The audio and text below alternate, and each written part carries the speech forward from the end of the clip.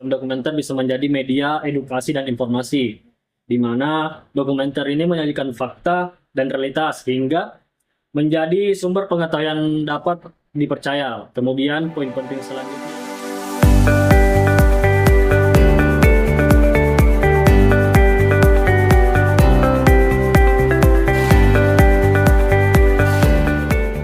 Halo, Assalamualaikum warahmatullahi wabarakatuh. Selamat siang pemirsa, kembali lagi bersama kami di podcast Koronis, Komunikasi Romantis dan Humanis. Pada kesempatan kali ini kami mengundang seorang narasumber, yaitu Sulfahmi SIKO, yang akan membawakan sebuah hal tentang komunikasi di bidang film dokumenter. Nah, untuk itu kita akan tahu lebih lanjut dan lebih banyak tahu hal-hal yang seperti itu dan dijelaskan oleh Kak Sulfahmi. Silakan. Jadi definisi film dokumenter itu sendiri, menurut Kamus Besar Bahasa Indonesia, film dokumenter berarti dokumentasi dalam bentuk film mengenai suatu peristiwa bersejarah atau aspek seni budaya yang punya makna khusus agar dapat menjadi alat penerangan dan alat pendidikan. Dari sebuah buku yang ditulis May Prabowo, dalam bukunya menerangkan bahwa karya dokumenter itu sendiri merupakan film yang menceritakan tentang kejadian fakta dengan kreativitas pembuatnya dalam merangkai gambar yang menarik hingga membentuk narasi fantastik. Makanya tidak hanya itu, dokumenter ini berfokus pada peristiwa yang terjadi pada manusia, tetapi juga mencakup kejadian berkaitan binatang, tempat, tumbuhan, perkembangan pengetahuan, teknologi, dan berbagai aspek kehidupan lainnya. Mungkin itu sih sedikit definisi film dokumenter. Baik, Kak. Berbicara tentang sejauh pentingnya bagaimana, saya mau tahu nih, Kak. Mungkin juga bisa disampaikan kepada para pemirsa yang ada di rumah, sepenting apa sih film dokumenter untuk saat ini? Oke. Kalau kita berbicara terkait bagaimana sih pentingnya film dokumenter untuk saat ini, Ya. di mana bisa kita ketahui bahwasannya film dokumenter ini memiliki peran yang sangat penting, bukan hanya dalam dunia perfilman, tetapi juga dalam kehidupan sosial, budaya, dan pendidikan. Di mana kita ketahui ada beberapa poin penting kenapa film dokumenter itu sangat penting untuk kehidupan saat ini. Pertama itu, film dokumenter bisa menjadi media edukasi dan informasi, di mana dokumenter ini menyajikan fakta dan realitas hingga menjadi sumber pengetahuan dapat dipercaya. Kemudian poin penting selanjutnya yaitu alat advokasi sosial dan budaya, di mana dokumenter ini sering mengangkat isu-isu yang jarang dibicarakan seperti ketidakadilan sosial, krisis lingkungan, atau krisis komunitas tertentu. Poin selanjutnya yaitu kedalaman emosional, di mana film dokumenter ini tidak hanya menyampaikan data, tetapi juga menghadirkan pengalaman emosional yang kuat. Kemudian poin penting selanjutnya yaitu pelestarian budaya dan sejarah. Kemudian poin terakhir itu aksesibilitas dan kreativitas, di mana para pembuat dokumenter ini kini lebih mudah berkat teknologi digital. Karena kenapa? Bahkan dengan kamera sederhana saja, pakai handphone saja, seseorang bisa menghasilkan karya yang berdampak besar.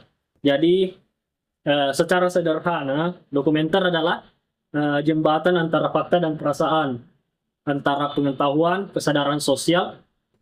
Dokumenter ini bukan sekedar tontonan, tetapi juga sarana refleksi dan perubahan. Mungkin itu sih kenapa dokumenter itu penting. Ya, kan tadi sempat singgung masalah kedalaman emosi ya, Kak. Mungkin bisa dijelaskan kepada penonton di rumah apa maksud dari kedalaman emosi itu sendiri pada film dokumenter.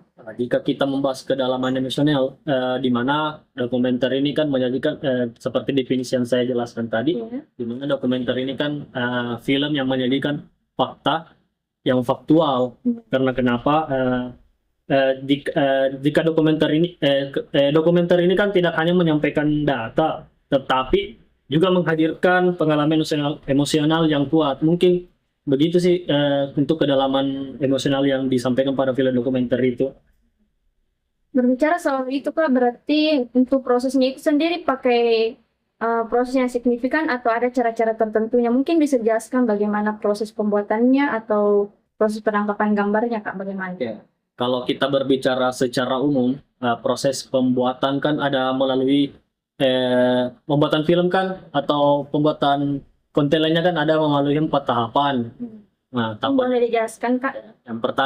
tahapan pertama itu kita harus menentukan ide dan isu apa yang kita angkat untuk dibuat film dokumenter. Kemudian melalui 3 tahapan proses. Yang pertama itu ada namanya praproduksi, yang kedua produksi, yang ketiga pasca produksi. Atau perlu saya jelaskan juga ini? Boleh Kak, supaya pemirsa di rumah tahu lebih dalam apa sih tahapan-tahapan yang dilalui untuk membuat film dokumenter. Pertama kan kita harus menentukan ide yang mau diangkat dulu atau isu yang mau dibuatkan film dulu. Setelah isu dan ide kita temukan, kemudian kita memasuki 3 tahapan pentingnya. Pertama itu praproduksi, di mana dalam praproduksi itu kita menyediakan alat-alat, apa temanya ini film yang akan kita angkat, di mana lokasi kejadiannya, dan sebagainya. Kemudian di tahapan kedua itu produksi.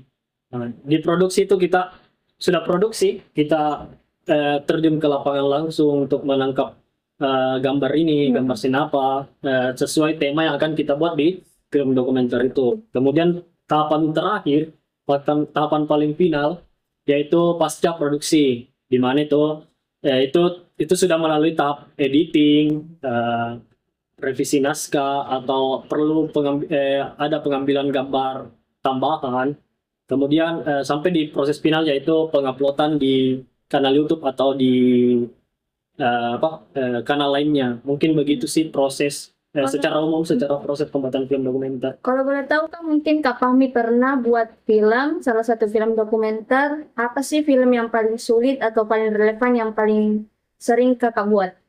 Kalau buat film dokumenter sih, saya pernah 1 kali, tapi saya lebih tertarik menceritakan saya pernah meneliti atau mengkaji sebuah film dokumenter, yaitu film dari karya Ekspedisi Indonesia Baru, yaitu yang berjudul Barang Panas. Di mana film ini merupakan sutradaranya Dandi Laksono ini merupakan mantan jurnalis Tempo. Jadi visi seorang jurnalis Dandi Laksono ini, yaitu dia memang ingin mengkritisi terkait apa sih apa yang terjadi di negaranya, Indonesia khususnya. Jadi film Barang Panas ini bercerita tentang bagaimana proyek ini Barang Panas. Kenapa dikatakan Barang Panas? Itu proyek geotermal, proyek panas bumi, di mana di proyek ini ada ketimpangan sosial yang terjadi antara kehidupan warga ini pembuat filmnya di Nusa Tenggara Timur, di Flores, tepatnya di Waisano. Di situ dia menceritakan ada alibi yang dituliskan di pemerintah yang disampaikan kepada masyarakat Waisano. Itu alibinya energi bersih.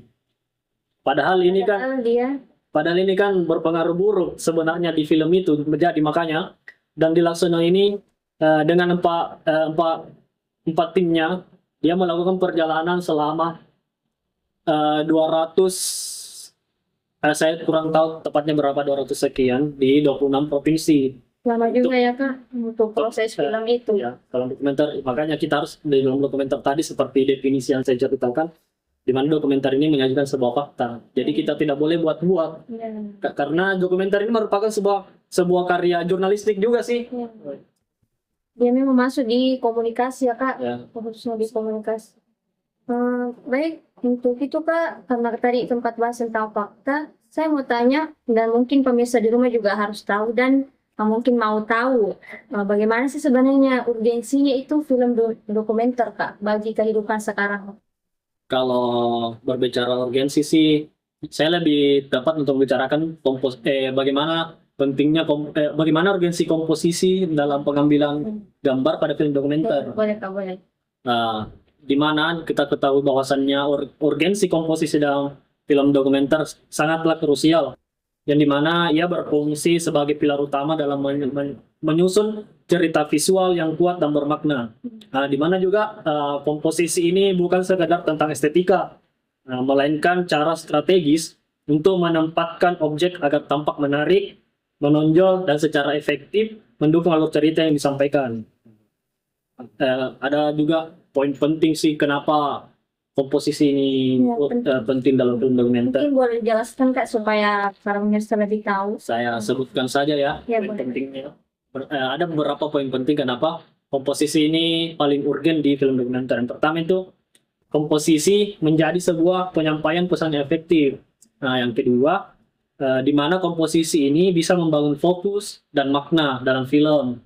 Yang ketiga, bagaimana komposisi ini memvisualisasikan relasi dan kontra sosial. Makanya tadi yang di film yang saya kaji itu bagaimana ketimpangan sosial yang terjadi di warga Waisano. Yang film Barang Panas tadi Pak. Selanjutnya yaitu urgensi selanjutnya itu mengarahkan persepsi dan empati. Nah, di mana penonton yang menonton film ini bisa melahirkan resepsi sendiri dari penonton dan empatinya terhadap masyarakat yang terkena dampak geotermal itu.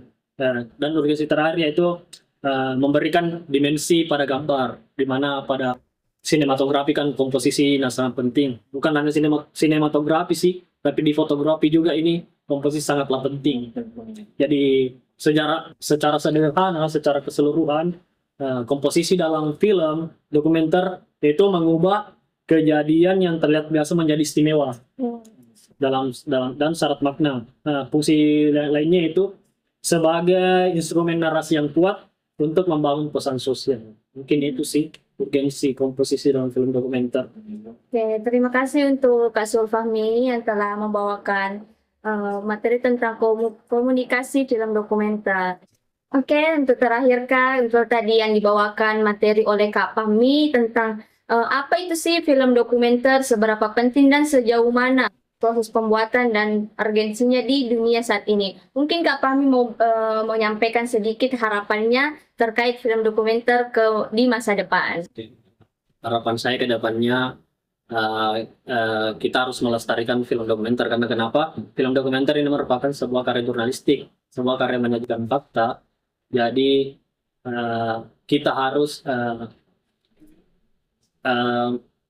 bisa memvisualisasikan bagaimana film dokumenter itu berfungsi sebagai era sekarang, mungkin begitu. Mungkin itu dari saya sih. Baik, terima kasih Kak Fahmi telah meluangkan waktunya untuk membawakan materi dan mengikuti podcast kita pada saat ini. Nah, mungkin itu yang bisa kami sampaikan. Sampai berjumpa di podcast selanjutnya. Sekian, wassalamualaikum warahmatullahi wabarakatuh. Mr. Koronis.